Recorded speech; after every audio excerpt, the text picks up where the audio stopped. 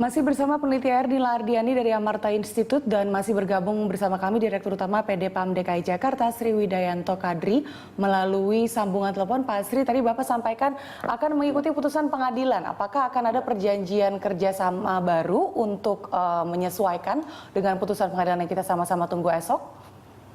Ya, jadi gini, putusannya apa kan kita nggak bisa tahu tuh, nggak bisa ngeraba-ngeraba putusannya apa. Ya pasti otomatis kita akan menyesuaikan gitu loh. Nah, putusan itu sendiri kalau putusannya seperti apa, kita inginnya adalah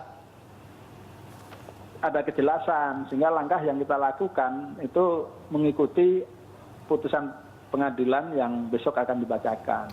Pak Sri, mungkin ini diperjelas sedikit Pak. Ini kan untuk materi gugatannya yang diambil dari gugatan KMSAJ terhadap Pemprov dan juga DPRD DKI Jakarta pada 3 Oktober 2013 adalah antara lain menghentikan kebijakan pembelian saham Palija via BUMD, PT Pembangunan Jaya dan juga PT Jakarta Propertindo.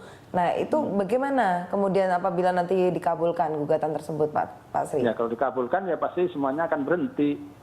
Artinya akan berhenti, itu memungkinkan iya, itu Pak? Proses itu ya dimungkinkan. Nah, kalau putusannya memang seperti itu, karena putusan pengadilan kan harus kita ikutin. Kita negara hukum dan kita adalah aparatnya negara kan gitu. Kita harus hormati itu gitu.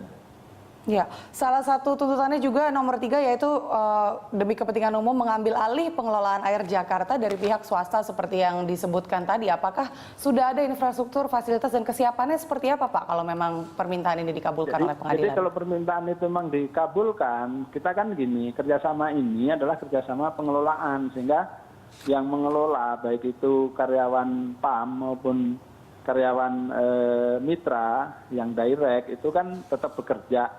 Jadi saya pikir kalau putusannya seperti itu ya kita siap untuk melaksanakan perintah gitu. Jadi kita akan lakukan itu. Artinya sudah ada yang dipersiapkan sampai sekarang Pak Sri sejauh ini? Kita sudah persiapkan karena kita akan kaitannya dengan rencana untuk mengambil alih. Karena dengan rencana mengambil alih kita kan harus mempersiapkan semuanya juga gitu kan. Nah, jadi rencana itu ya saya pikir sama kan gitu. Kalau kemudian memang nanti ada putusan pengadilan yang menyatakan suruh ngambil alih pengelolaan, ya kami siap untuk melakukan pengambil alihan pengelolaan. Ada impact-nya atau enggak Pak Sri ini untuk tarif-tarif yang dibayarkan oleh pihak katakanlah masyarakat? Mungkin lebih murah kah atau seperti apa Pak? Tahap awal pasti kita nggak mungkin lah kita akan melakukan perubahan-perubahan yang seperti itu. Kita kan harus hitung dulu, kalkulasi dulu gitu kan.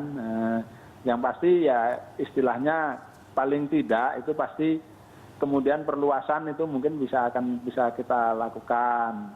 Karena kan bagaimanapun kita kan ada batasan-batasan. Ya, jadi ada perluasan kewenangan ya Pak untuk pengelolaan tersebut ya. Karena kan tarif sama imbalan itu kan nggak berimbang sekarang gitu loh. Gimana nih Manila, apakah menurut temuan Amarta Institute negara sudah siap mengambil alih pengelolaan tata kelola air kalau memang itu yang diputuskan oleh pengadilan besok? Harus siap ya, apalagi kan ada putusan MK kemarin Februari tanggal 18 itu.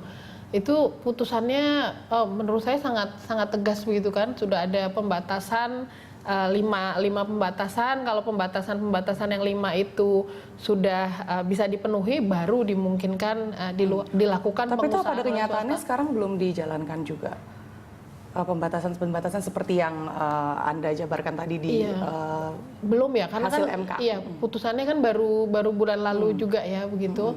Dan kalau kita baca secara detail pembatasannya kelihatannya kok memang sulit ya untuk swasta begitu kan, karena pertama harus memenuhi, tidak mengganggu hak, kemudian kedua harus memenuhi hak masyarakat, nggak boleh mengganggu kelestarian lingkungan, terus kalau itu menguasai hajat hidup orang banyak maka memang harus negara, terus kemudian prioritasnya BUMN, BUMD begitu. Kalau itu semua sudah terpenuhi baru dimungkinkan kalau memang ada kelebihan air. Nah, kalau di Jakarta ini kan mungkin kelebihan air